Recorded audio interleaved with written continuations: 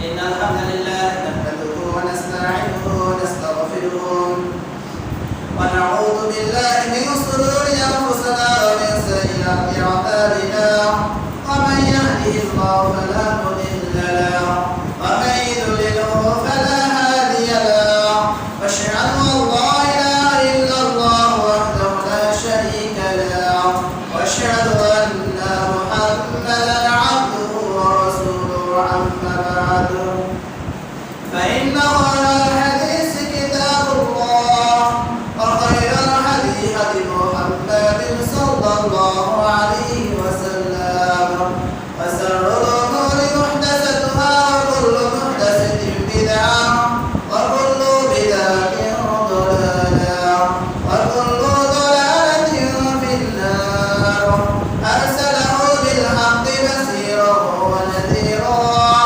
وداعيا إلى الله بإذنه وسراجا منيرا فقد قال الله تعالى في كلامه المجيد وفرقانه الحميد فأعوذ بالله من الشيطان الرجيم بسم الله الرحمن الرحيم وذكر فإن الذكرى تنفع المؤمنين.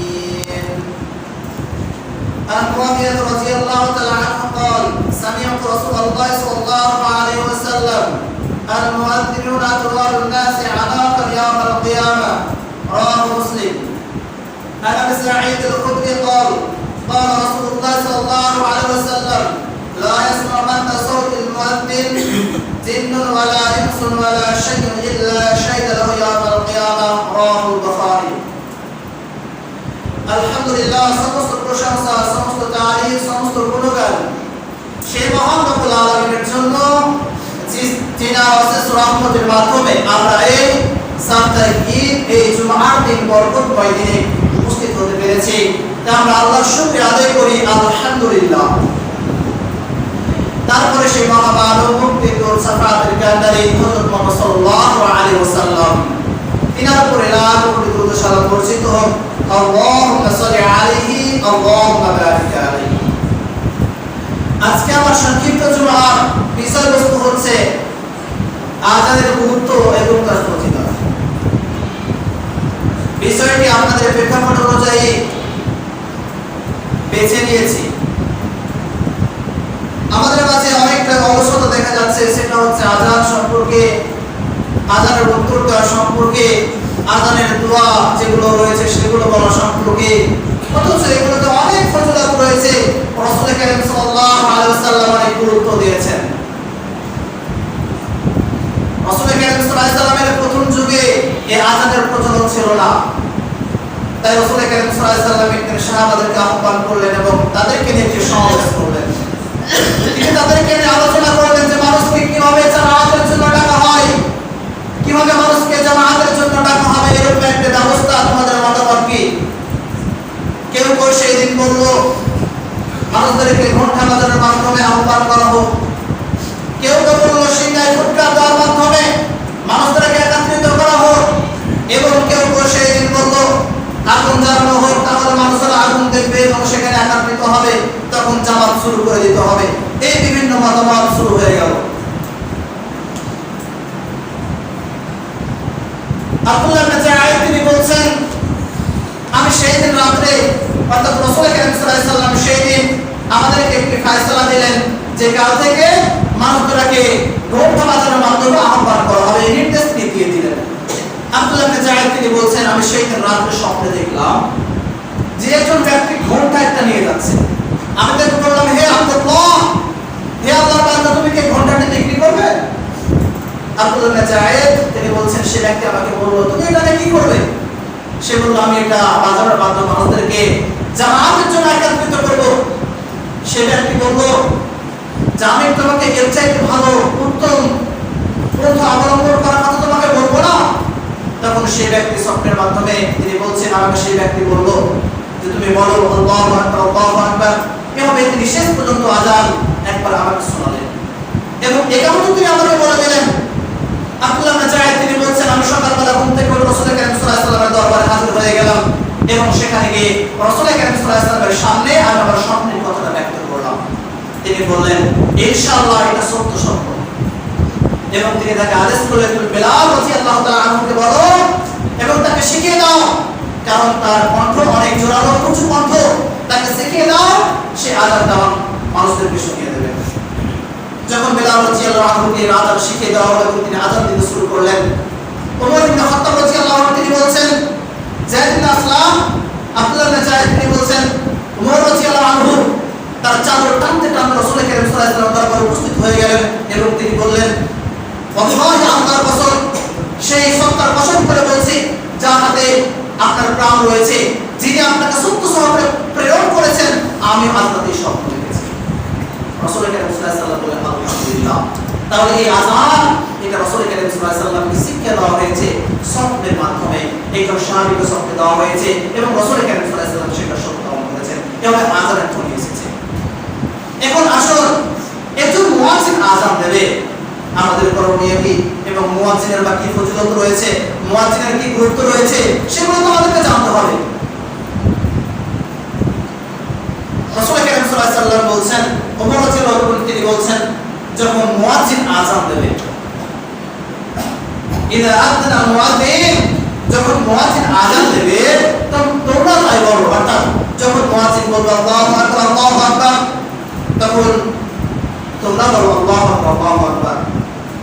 আবার মুয়াজ্জিন যখন বলবে আশহাদু আল্লা ইলাহা ইল্লাল্লাহ, সে বলবে আশহাদু আল্লা ইলাহা ইল্লাল্লাহ। মুয়াজ্জিন যখন বলবে আশহাদু আন্না মুহাম্মাদার রাসূলুল্লাহ, সে বলবে আশহাদু আন্না মুহাম্মাদার রাসূলুল্লাহ। মুয়াজ্জিন যখন বলবে হাইয়া আলাস সালাহ, সে বলবে লা হাওলা ওয়ালা কুওয়াতা ইল্লা বিল্লাহ। আবার যখন মুয়াজ্জিন বলবে হাইয়া আলাল ফালাহ, তখন সেই ব্যক্তি বলবে লা হাওলা ওয়ালা কুওয়াতা ইল্লা বিল্লাহ। আবার যখন মুয়াজ্জিন বলবে আল্লাহু আকবার আল্লাহু আকবার, সে বলবে আল্লাহু আকবার আল্লাহু আকবার। আবার যখন মুয়াজ্জিন বলবে লা ইলাহা ইল্লাল্লাহ, সে বলবে আল্লাহু লা ইলাহা ইল্লাল্লাহ।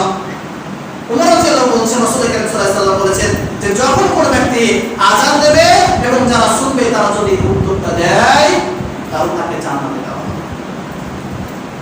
রাসূল কারীম সাল্লাল্লাহু আলাইহি ওয়াসাল্লাম বলছেন সে ব্যক্তি জান্নাতে প্রবেশ করবে।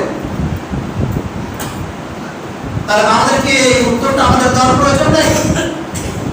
রাসূল কারীম সাল্লাল্লাহু আলাইহি ওয়াসাল্লাম যে আমাদেরকে বাণী শুনিয়েছেন, এই বাণী তো আমাদের কল্যাণ আসবে এবং আমাদের উচিত হবে এটা দেওয়ার মাধ্যমে আমাদের জান্নাত অর্জন করা। যে রাসূল কারীম সাল্লাল্লাহু আলাইহি ওয়াসাল্লাম আমাদেরকে সেই জান্নাতের কথা বলেছেন, আল্লাহ রাব্বুল আলামিন একজন মুমিনকে যে জান্নাতের ওয়াদা দিয়েছেন। তাই আমাদের উচিত হবে এই দোয়া পাঠ করা যখন মুয়াজ্জিন আযান দেবে আমাদের অনুরোধ করা। কিন্তু এই হাদিস থেকে একটা শিক্ষা হচ্ছে মুয়াজ্জিন যখন বলবে হাইয়া আলাস সালাহ হাইয়া আলাল ফালাহ, তখন কিন্তু বলতে হবে লা হাওলা ওয়ালা কুওয়াতা ইল্লা বিল্লাহ। এই ব্যাপারটুকু রাসূল কারীম সাল্লাল্লাহু আলাইহি ওয়াসাল্লাম শিখিয়ে দিলেন এবং আমরা যদি এটা বলি তাহলে রাসূল কারীম সাল্লাল্লাহু আলাইহি ওয়াসাল্লাম বলছেন মুয়াজ্জিনের আলাদা ফজিলত রয়েছে, সেটা বর্ণনা করছি একটু পরে বলছি। কিন্তু যে ব্যক্তি বলবে শুনবে, সে যদি অনুরোধ করে তাহলে তাকে জান্নাতে দেওয়া হবে, সে ব্যক্তি জান্নাতে প্রবেশ করবে। এখন যে ব্যক্তি আযান দেবে তার ফজিলত কি? আমাদের মধ্যে কিন্তু অনেক দেখা যাচ্ছে, বিশেষ করে আপনাদের মসজিদে আগে দেখতাম ঠিকমতো আযান হতো। এখন কিন্তু আমরা যে ব্যক্তিগুলো আযান দিত সেই ব্যক্তিগুলো সেই নেকি থেকে বঞ্চিত হয়ে যাচ্ছে। যে নেকিগুলো তারা পেত সেই নেকি থেকে বঞ্চিত হয়ে যাচ্ছে এবং আমি শুনতে পাচ্ছি এই মসজিদে ঠিকমতো কোনো আযান হচ্ছে না, আযান হচ্ছে দেরিতে আযান হচ্ছে, আমরা নেকি থেকে বঞ্চিত হচ্ছি। এটা দুঃখ আমাদের জন্য, বিশেষ করে সেই ব্যক্তিদের জন্য দুঃখ যে ব্যক্তিগুলো নিয়মিত আযান দিত কিন্তু তারা তাদের আমলটাকে ছেড়ে দিয়েছে। অথচ রাসূল সাল্লাল্লাহু আলাইহি ওয়াসাল্লাম বলেছেন যে সেটা কতই উত্তম আমল যেটা স্থায়ীভাবে করা হয় যদিও অল্প হয়। যে ব্যক্তিগুলো নিয়মিত আযান দিত আজ তারা ছেড়ে দিয়েছে, অর্থাৎ তাদের পাপ হবে না কিন্তু তারা বিশাল একটা সওয়াব থেকে তারা বঞ্চিত হয়ে গেছে। তাহলে যে ব্যক্তি আযান দেবে তার ফজিলত কি? মুআবিয়া রাদিয়াল্লাহু আনহু তিনি বলেছেন সামি'তু রাসূলুল্লাহ সাল্লাল্লাহু আলাইহি ওয়াসাল্লাম, আমি রাসূল কারীম সাল্লাল্লাহু আলাইহি ওয়াসাল্লামকে বলেছি, আমি রাসূল কারীম সাল্লাল্লাহু আলাইহি ওয়াসাল্লামকে বলতে শুনেছি, তিনি বলেন আল-মুআদ্দিনুনা আকওয়ালুন নাসি আতাকার ইয়াউমাল কিয়ামাহ, কাল কিয়ামতের মাঠে মুয়াজ্জিনগণ সবচেয়ে বেশি উঁচু ঘাড়ের অধিকারী হবে।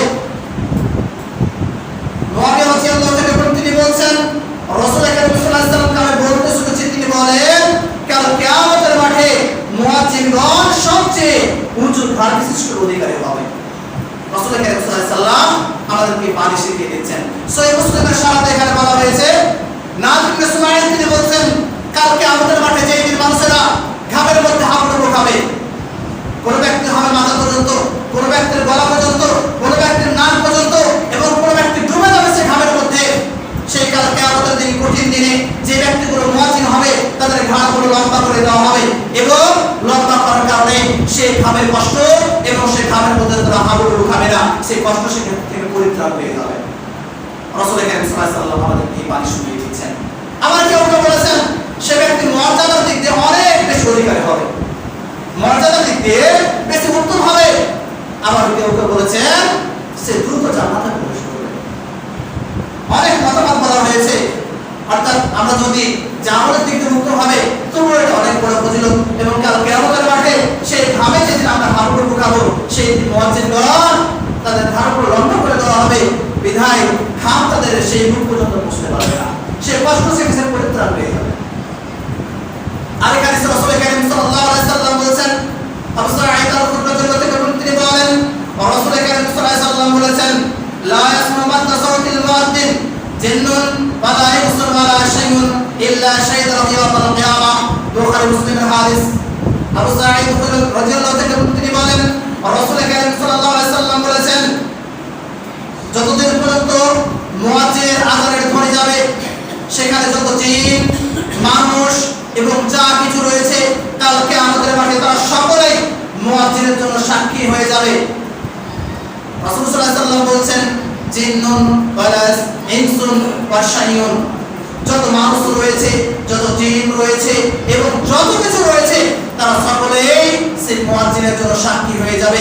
আরেকটি হাদিসে রাসূল সাল্লাল্লাহু আলাইহি সাল্লাম বলেছেন, আবু হুরায়রা রাদিয়াল্লাহু থেকে তিনি বলেছেন, আল মুয়াজ্জিনু ইগফারু লাহু মা তাসাওতিহি, যে ব্যক্তিগুলো মুয়াজ্জিন রয়েছে সেই ব্যক্তিদেরকে ক্ষমা করে দেওয়া হবে। ওয়া ইয়াশহাদু লাহু কুল্লু রাব্বিন ওয়া ইয়াবিসিন, এবং কাল কিয়ামতের মাঠে কঠিন দিনে তার জন্য সাক্ষী হয়ে যাবে প্রত্যেক তাজা এবং শুকনো জিনিসগুলো।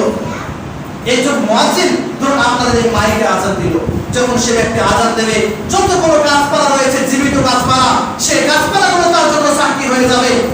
যতগুলো গাছ লতাপাতা মৃত রয়েছে, মরে গেছে, শুকনো হয়ে গেছে, সেগুলো সেই মুয়াজ্জিনের জন্য সাক্ষী হয়ে যাবে।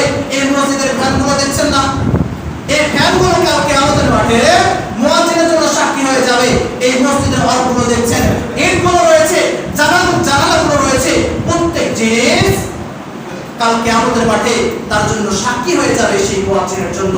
তার ভিতরে প্রাণ থাকুক আর না থাকুক, রাসূল সাল্লাল্লাহু আলাইহি সাল্লাম বলেছেন, ওয়ালা শাইউন, এবং যে কোনো জিনিস হোক না, এবং যতগুলো মানুষ রয়েছে মুয়াজ্জিনের আযান যতদূর পর্যন্ত যাবে, এই মাইকের আওয়াজ যতদূর এলাকা পর্যন্ত যাবে, সেই এলাকার যতগুলো মানুষ রয়েছে, এই এলাকায় যতগুলো জিন রয়েছে, রাসূল সাল্লাল্লাহু আলাইহি সাল্লাম বলেছেন কাল কিয়ামতের মাঠে কঠিন দিনে তারা সকলেই সেই মুয়াজ্জিনের জন্য সাক্ষী হয়ে যাবে। তারা কখন হয়ে সাক্ষী দেবে, ইয়া রাসূল সাল্লাল্লাহু আলাইহি সাল্লাম, এই ব্যক্তি পাঁচ ওয়াক্ত সালাতে আপনার জন্য তাওহীদের ঘোষণা দিয়েছে, মানুষদেরকে সালাতের জন্য আহ্বান করেছে, এবং তার ডাকের মাধ্যমে মানুষেরা উপস্থিত হয়ে জামাআত সহকারে সালাত আদায় করেছে। এই সাক্ষী কাল কিয়ামতের মাঠে বলে দেবে। আপনি হয়তো চিন্তা করছেন ফ্যানগুলো কিভাবে কথা বলবে, এগুলো কিভাবে কথা বলবে। আল্লাহ রাব্বুল আলামিন সেই দিন এই ক্ষমতা দিয়ে দিবেন, প্রত্যেকটি জিনিসকে আল্লাহ রাব্বুল আলামিন কথা বলার ক্ষমতা দিবেন। তাহলে মুয়াজ্জিন, একটা মুয়াজ্জিনের কতগুলো ফজিলত রয়েছে, কত গুরুত্ব রয়েছে তার আযানের জন্য, এবং কত সওয়াব তার জন্য বলা হয়েছে, রাসূল কারীম সাল্লাল্লাহু আলাইহি ওয়াসাল্লাম বর্ণনা করে দিয়েছে। তাহলে আজ কেন আমরা বঞ্চিত হচ্ছি, এই সওয়াব থেকে আমরা কেন বঞ্চিত হচ্ছি? আমি বিশেষ করে সেই ব্যক্তিদেরকে বলবো যে ব্যক্তিগুলো আমরা আযান দিচ্ছিলাম সময় মতো, সে ব্যক্তিগুলো কেন আযান দিচ্ছিলাম? আপনার কোনো গুনাহ হবে না, গুনাহ হবে সেটা বলছি না, কিন্তু আপনি এত বড় সওয়াব থেকে বঞ্চিত হচ্ছেন।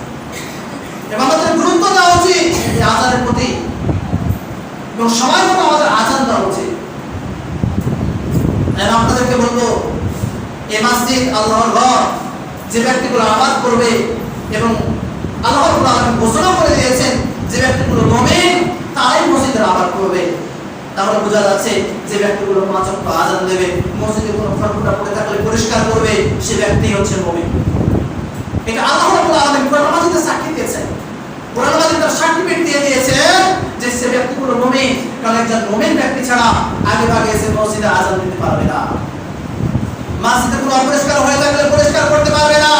যে ব্যক্তিগুলো মুনাফিক সে ব্যক্তিগুলো আযানের অপেক্ষা করে না, সে ব্যক্তিগুলো চিন্তা করে যে কখন জামাত শুরু হবে বা কখন শেষ হতে যাবে, আমি যে জামাতে শামিল হব। মুনাফিকরা কোনোদিন আগে ভাগে মসজিদে আসতে পারে না। এখন আসলে আমরা শুনি যে ব্যক্তিগুলো আযান শুনে আযানের উত্তর দেবে এবং আযানের পরে যেগুলো দোয়া রয়েছে সেই দোয়া পাঠ করলে কতটুকু ফজিলত রয়েছে।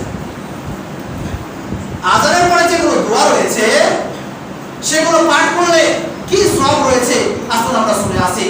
যে ব্যক্তিগুলো আযান শুনে আযানের পরে দোয়া পাঠ করবে তাদের সম্পর্কে রাসূল কারীম সাল্লাল্লাহু আলাইহি সাল্লাম বলেছেন, আব্দুল্লাহ ইবনে আমর ইবনে আস তিনি বলেন, আমি রাসূল কারীম সাল্লাল্লাহু আলাইহি সাল্লামকে বলতে শুনেছি, আমি রাসূল সাল্লাল্লাহু আলাইহি সাল্লামকে বলতে শুনেছি, তিনি বলেন, ইদা সামি'তুমুল মুআজ্জিন, যখন তোমরা মুয়াজ্জিনকে আযান শুনবে, মুয়াজ্জিনকে আযান দিতে শুনবে, ফাকুলু মিসলা মা ইয়াকুলুল মুয়াজ্জিন, মুয়াজ্জিন যা বলে তোমরা তাই বলো, মুয়াজ্জিন আযানের মধ্যে যা বলে তোমরা তাই বলো, সুম্মা সাল্লু আলাইয়া, তারপরে আমার প্রতি দুরূদ পাঠ করো।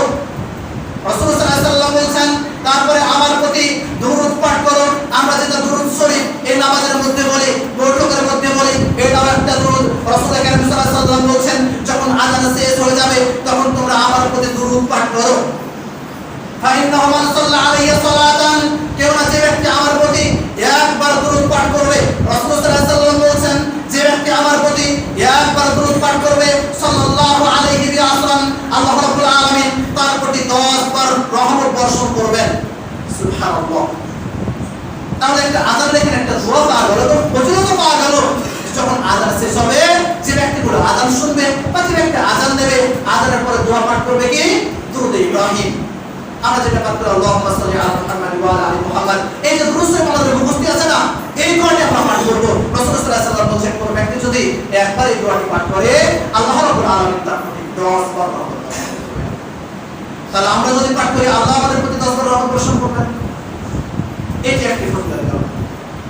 আর এখানে যে রাসূল সাল্লাল্লাহু আলাইহি সাল্লাম বলেছেন, জামি রাদিয়াল্লাহু থেকে তিনি বলেছেন, রাসূল কারীম সাল্লাল্লাহু আলাইহি সাল্লাম বলেছেন, মা ক্বালা হিনা ইয়াসমাউন নিদা, যে ব্যক্তিগুলো আযান শোনার পরে বলবে, আল্লাহুম্মা রাব্বা হাদিত তাওয়াবিত তাম্মাহ ওয়াস সালাতুল কায়িমা আতি মুহাম্মাদান ওয়াসিলাত ওয়াল ফাদিলাত ওয়া বা'আথহু মাকামান মাহমুদান লিল্লাহি ওয়া আতা, এবে যে ব্যক্তি এই দোয়াটি পাঠ করবে হাল্লাত লাহু শাফাআত ইয়াউমাল কিয়ামাহ, রাসূল কারীম সাল্লাল্লাহু আলাইহি সাল্লাম বলেছেন, কাল কিয়ামতের মাঠে তার জন্য আমার শাফাআত বৈধ হয়ে যাবে। যেদিন কঠিন দিন একবার আমরা করতে পারবো না। রাসূল সাল্লাল্লাহু আলাইহি সাল্লাম বলেছেন, কোন ব্যক্তি যদি বলে আযান শোনার পরে এই আল্লাহুম্মা রাব্বা হাযিহি দাওয়াতিত তাম্মা, এই দোয়াটি পাঠ করে হাল্লাত লাহু শাফাআত ইয়াউমাল কিয়ামাহ, কাল কিয়ামতের মাঠে কঠিন দিনে তার জন্য আমার শাফাআত ওয়াজিব হয়ে যাবে।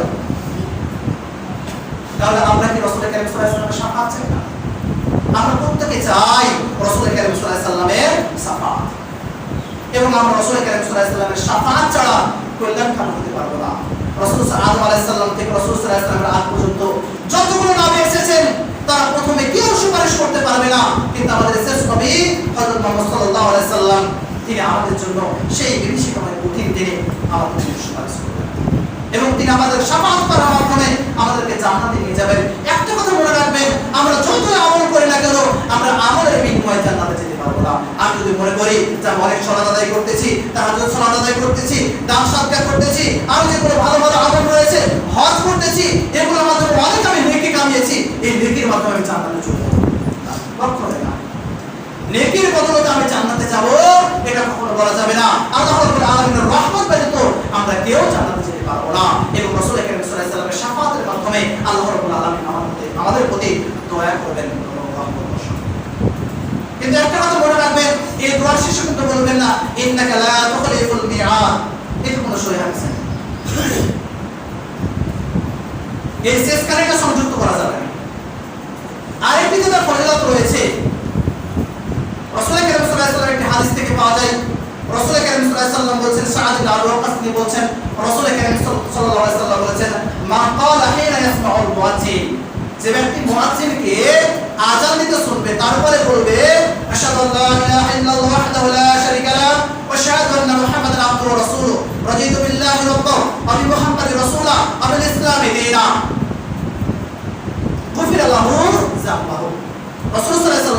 তার সকল গুনাহকে ক্ষমা করে দেওয়া হবে। রাসূল সাল্লাল্লাহু আলাইহি ওয়াসাল্লাম বলেছেন, যে ব্যক্তি মুয়াজ্জিনের আযান শোনার পরে এই দোয়াটি পাঠ করবে, সাক্ষ্য প্রদান করবে, আশহাদু আল্লা ইলাহা ইল্লাল্লাহ ওয়া আশহাদু আন্না মুহাম্মাদান আবদুহু ওয়া রাসূলুহু, আমি সাক্ষ্য দিচ্ছি আল্লাহ ছাড়া কোনো সত্য মাবুদ নেই, তার কোনো শরীক নেই, তিনি এক, ওয়া আন্না মুহাম্মাদান আবদুহু ওয়া রাসূলুহু, এবং আমি আরো সাক্ষ্য দিচ্ছি মুহাম্মদ সাল্লাল্লাহু আলাইহি ওয়াসাল্লাম আল্লাহর বান্দা এবং রাসূল। এবং তারপর আরেকটি দোয়া বলেছেন, রাদিতু বিল্লাহি রাব্বাও ওয়া বি মুহাম্মাদির রাসূলা ওয়া বিল ইসলামি দীনা। এই দোয়াটি যে ব্যক্তিগুলো পাঠ করবে, রাসূল সাল্লাল্লাহু আলাইহি ওয়াসাল্লাম বলেছেন, গুফিরা লাহু যামবুহু, তার সকল গুনাহ ক্ষমা করে দেওয়া হবে। কত বড় ফজিলত! তাহলে আমরা আযানের পরে তিনটি দোয়া পেলাম, আমরা আযানের পরে তিনটি দোয়া পেলাম। একটা হচ্ছে দুরূদ ইব্রাহিম। কোন ব্যক্তি যদি দুরূদ ইব্রাহিম পাঠ করে, রাসূল সাল্লাল্লাহু আলাইহি ওয়াসাল্লাম বলেছেন তার প্রতি আল্লাহ রাব্বুল আলামিন দোয়াজবার রহমত বর্ষণ করবেন। দ্বিতীয় আমরা যেটা পেলাম আযানের দোয়া, আমরা সকলে হয়তো জানি, আল্লাহুম্মা রাব্বা হাযিহি দাওয়াত তাম্মা। এই দোয়াটি কোন ব্যক্তি যদি এই দোয়াটি পাঠ করে, রাসূল কারীম সাল্লাল্লাহু আলাইহি ওয়াসাল্লাম বলেছেন, হাল্লাত লাহু শাফাআতি ইয়াউমাল কিয়ামা, কাল কিয়ামতের মাঠে তার জন্য আমার শাফাআত হালাল হয়ে যাবে, ওয়াজিব হয়ে যাবে। তিন নম্বরে যে দোয়াটি পাওয়া গেল সেটা হচ্ছে, আশহাদু আল্লা ইলাহা ইল্লাল্লাহ ওয়াহদাহু লা শারীকা লাহু ওয়া আশহাদু আন্না মুহাম্মাদান আবদুহু ওয়া রাসূলুহু, রাদিতু বিল্লাহি রাব্বাও ওয়া বিল ইসলামি দীনা ওয়া বি মুহাম্মাদির রাসূলা। এই যে দোয়াটি রয়েছে, কোন ব্যক্তি যদি এটা পাঠ করে, রাসূল সাল্লাল্লাহু আলাইহি ওয়াসাল্লাম বলেছেন, গুফিরা লাহু যামবুহু, তার সকল গুনাহকে ক্ষমা করে দেওয়া হবে। এই তিনটি দোয়া পাওয়া গেল। শেষে একটু দোয়া বললাম না, রাদিতু বিল্লাহি রাব্বাও ওয়া বি মুহাম্মাদির রাসূলা ওয়া বিল ইসলামি দীনা।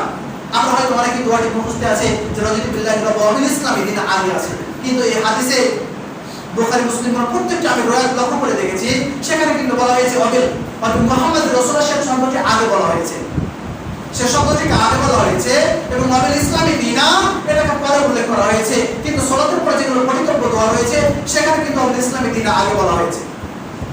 তাই এখানে যেটা রয়েছে সে আমরা বলার চেষ্টা করব, আমি বলি না যে ভুল হয়ে যাবে, চেষ্টা করবো এখানে যেভাবে রয়েছে।